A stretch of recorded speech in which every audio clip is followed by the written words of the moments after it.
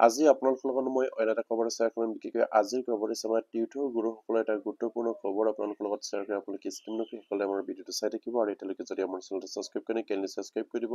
আৰু প্ৰতিগৰাকী টিউটৰ গুৰুৱে যাতে নেকি কেনে খবৰ পায় আপোনালোকে শ্বেয়াৰ কৰি দিব আৰু নিশ্চয় আপোনালোকে স্ক্ৰীনত প্ৰত্যক্ষ কৰিছে আমাৰ টিউটৰ ছাৰ বাইদেউসকলে এটা গুৰুত্বপূৰ্ণ খবৰ এখন নিউজ পেপাৰৰ হেডলাইনত কি বুলি ইয়াত কৈছে যে লাখোৱালৰ দুগৰাকী টিউটৰক বিদায় সম্বৰ্ধনা। আমাৰ যিসকল টিউটৰ ছাৰ বাইদেউসকলৰ শিক্ষক ৰূপে কৰ্মত জড়িত হৈ আছে সেইসকল টিউটৰ ছাৰ বাইদেউসকলৰ হয়তো আপোনালোকে গম পাইছে 2021 চনৰ 5 ফেব্ৰুৱাৰী তাৰিখে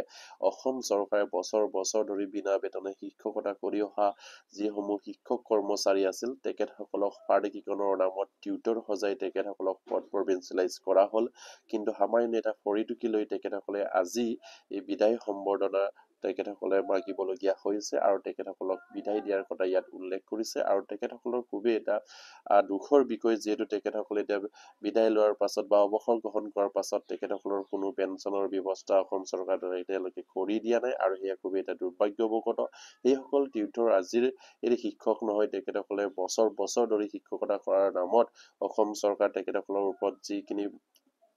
প্ৰবঞ্চনা কৰিলে সেয়া কেতিয়াও গ্ৰহণযোগ্য হোৱা নাই আৰু সেয়েহে অসমৰ মাননীয় মুখ্যমন্ত্ৰী আৰু শিক্ষামন্ত্ৰী সেই কথাটো বিবেচনা কৰি অতি সোনকালে যিমানখিনি আমাৰ টিউটৰ ছাৰ বাইদেউসকলে এতিয়ালৈকে অৱসৰ গ্ৰহণ কৰিলে তেখেতসকলক 10 লাখ টকাৰ গ্ৰেজুইটি প্ৰদান কৰাৰ যিখিনি প্ৰতিশ্ৰুতি প্ৰদান কৰিছিল অসমৰ বৰ্তমানৰ মুখ্যমন্ত্ৰী তেতিয়াৰ শিক্ষামন্ত্ৰী হৈ থাকোঁতে যিদিনা নিযুক্তি প্ৰদান কৰিছিলে কিন্তু সেইখিনি 10 লাখো আজি পৰ্যন্ত সেইসকল অৱসৰ গ্ৰহণ কৰা টিউটৰ ছাৰ বাইদেউসকলে পাবলৈ সক্ষম হোৱা নাই আৰু সেইকাৰণে তেখেতসকলে খালী হওঁতে এতিয়া অৱসৰ গ্ৰহণ কৰিবলগীয়া হৈছে আৰু ইয়াৰ কথাত কি উল্লেখ কৰিছে আপোনালোকৰ লগত মই বিতংকৈ শ্বেয়াৰ কৰিম, আপোনালোকে স্কিপ নকৰি একেলগে ভিডিঅ'টো চাই থাকিব।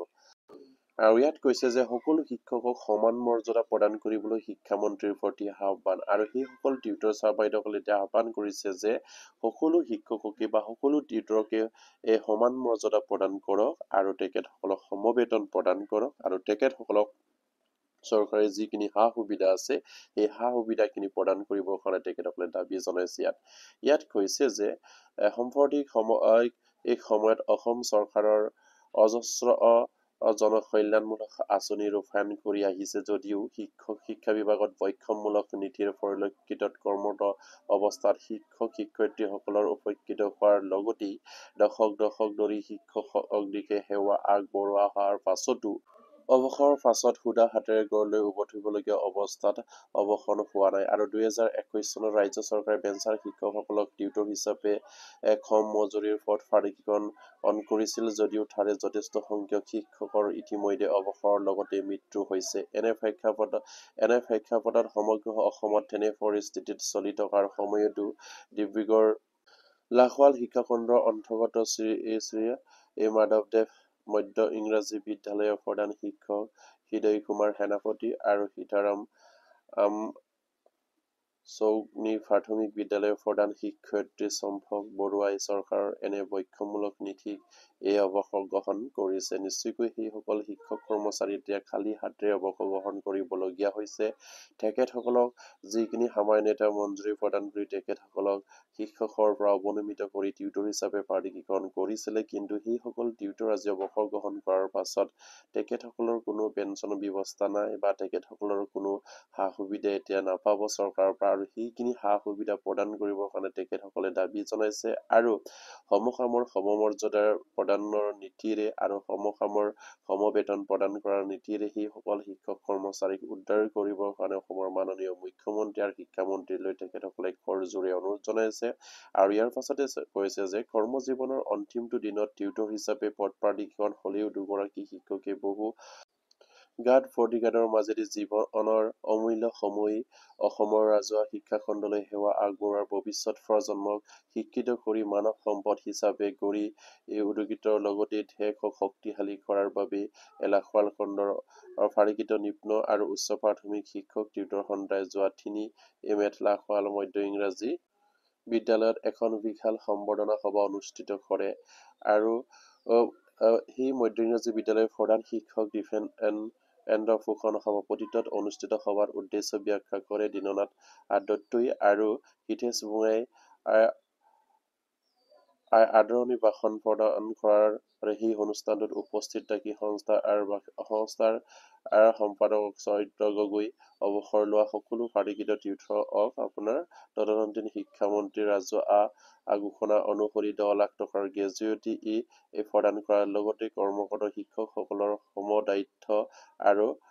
কৰ্তব্যৰ বাবে সমমৰ্যাদা প্ৰদান কৰি সুস্থ শৈক্ষিক সামাজিক পৰিৱেশ গঢ়ি তুলিবলৈ আহ্বান জনাইছে। নিশ্চয়কৈ আমাৰ সেইসকল শিক্ষক কৰ্মচাৰী এতিয়া আহ্বান জনাইছে যে বৰ্তমানৰ মুখ্যমন্ত্ৰী তেতিয়াৰ শিক্ষামন্ত্ৰী হৈ আছিলে আৰু তেখেতসকলে প্ৰতিশ্ৰুতি প্ৰদান কৰাৰ মতে যিসকল আমাৰ তীৰ্থ ছাৰ বাইদেউসকল এদিন চাকৰি কৰি বা তেখেতসকলে এসপ্তাহ চাকৰি কৰি অৱসৰ গ্ৰহণ কৰিলে সেইসকল তীৰ্থ ছাৰ বাইদেউসকলক 10 লাখ টকাৰ গ্ৰেজুৱেটি প্ৰদান কৰাৰ প্ৰতিশ্ৰুতি প্ৰদান কৰিছিলে, কিন্তু আজি পৰ্যন্ত সেইসকল তীৰ্থ ছাৰ বাইদেউসকলে পাবলৈ সক্ষম হোৱা নাই আৰু সেয়ে অতি সোনকালে সেইসকল তীৰ্থ ছাৰ বাইদেউসকলৰ কাৰণে 10 লাখ টকাৰ গ্ৰেজুৱেটি প্ৰদান কৰাৰ লগতে তেখেতসকলক পেঞ্চন ব্যৱস্থা কৰিবৰ কাৰণে তেখেতসকলে দাবী উত্থাপন কৰিছে। আৰু যিসকল তীৰ্থ ছাৰ বাইদেউসকলৰ বৰ্তমান কৰ্মত নিয়োজিত হৈ আছে সেইসকল তীৰ্থ ছাৰ বাইদেউসকলক সমকামৰ সমমৰ্যাদা সমকামৰ সমবেতন প্ৰদান কৰি তেখেতসকলক সকলো চৰকাৰৰ সা সুবিধা প্ৰদান কৰিবৰ কাৰণে তেখেতসকলে দাবী উত্থাপন কৰিছে। যিহেতু সেইসকল শিক্ষক কৰ্মচাৰী বছৰ বছৰ ধৰি তেখেতসকলে বিনা বেতনে শিক্ষকতা কৰাৰ পাছত তেখেতসকলক শিক্ষক হিচাপে পদ প্ৰাধিকৰণ নকৰি টিউটৰ হিচাপে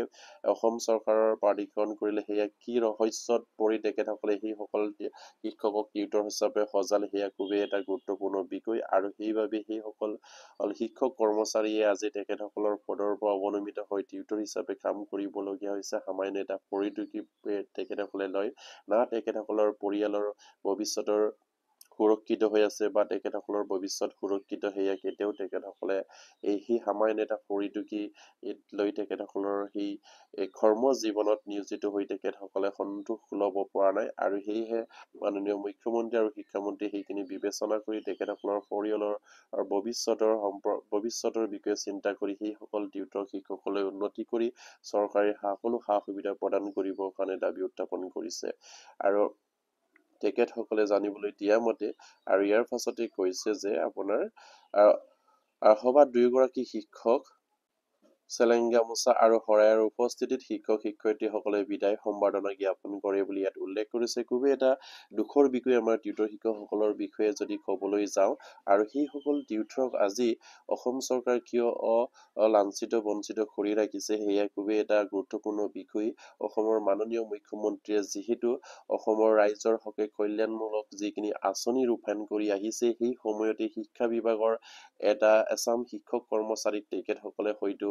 আপোনাৰ শিক্ষকৰ পৰা বঞ্চিত কৰি টিউটৰ হিচাপে সজাই ৰখাটো কেতিয়াও গ্ৰহণযোগ্য হোৱা নাই আৰু সেইবাবে অসমৰ মাননীয় মুখ্যমন্ত্ৰীয়ে সেইখিনি কথা বিবেচনা কৰি আৰু শিক্ষামন্ত্ৰীয়ে এই টিউটৰ ছাৰ বাইদেউসকলক অতি সোনকালে টিউটৰৰ পৰা টিচাৰ আপগ্ৰেড কৰাৰ এটা প্ৰচেছ কৰিব লাগে। তেখেতসকলৰ ভৱিষ্যত সুনিশ্চিত কৰিব লাগে বা তেখেতসকলৰ পৰিয়ালৰ কথা চিন্তা কৰি বা তেখেতসকলৰ অৱসৰ গ্ৰহণ কৰাৰ সময়ত সেইসকল টিউটৰ ছাৰ বাইদেউসকলৰ কথা চিন্তা কৰি তেখেতসকলক যেন যাতে নেকি চৰকাৰী সকলো সা সুবিধা পোৱাকৈ তেখেতসকলক এটা সুবিধা প্ৰদান কৰিব লাগে আৰু তেখেতসকলক সমকামৰ সমবেতন আৰু সমকামৰ সমমৰ্যাদা প্ৰদানৰ নীতিৰে তেখেতসকলক টিউটৰৰ পৰা টিচাৰ আপগ্ৰেড কৰা এটা প্ৰচেছ কৰিব লাগে বুলি অসমৰ মাননীয় মুখ্যমন্ত্ৰীক আমাৰ ফালৰ পৰা অনুৰোধ জনাইছো। যিহেতু সেইসকল টিউটৰ আজি টিউটৰ হিচাপে কৰ্মত নিয়োজিত হোৱা হয়তো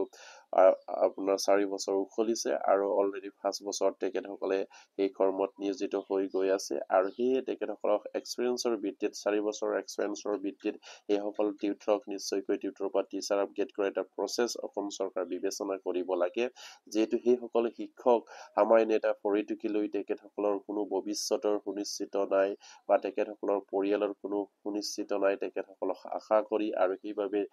সেই সকলোবিলাক কথা অসম চৰকাৰে চিন্তা চৰ্চা কৰি টিউটৰ ছাৰ বাইদেউসকলক যাতে নেকি টিউটৰৰ পৰা শিক্ষকৰ মৰ্যাদালৈ প্ৰদান কৰে আৰু তেখেতসকলক ভৱিষ্যত সুনিশ্চিত কৰাৰ এটা সুযোগ প্ৰদান কৰিব বুলি আমাৰ পৰা বিনম্ৰ অনুৰোধ জনাইছো অসমৰ মাননীয় মুখ্যমন্ত্ৰী আৰু শিক্ষামন্ত্ৰীলৈ। আৰু প্ৰতিগৰাকী টিউটৰ গুৰুৱে যাতে নেকি এইখিনি খবৰ পাই আপোনালোকে শ্বেয়াৰ কৰি দিব আৰু এতিয়ালৈকে যদি আমাৰ চেনেলটো ছাবস্ক্ৰাইব কৰে কাইণ্ডলি ছাবস্ক্ৰাইব কৰিব বুলি আশা ৰাখিলো আৰু আজি ভিডিঅ'টো মই শেষ কৰিলো। নমস্কাৰ, জয় অসম।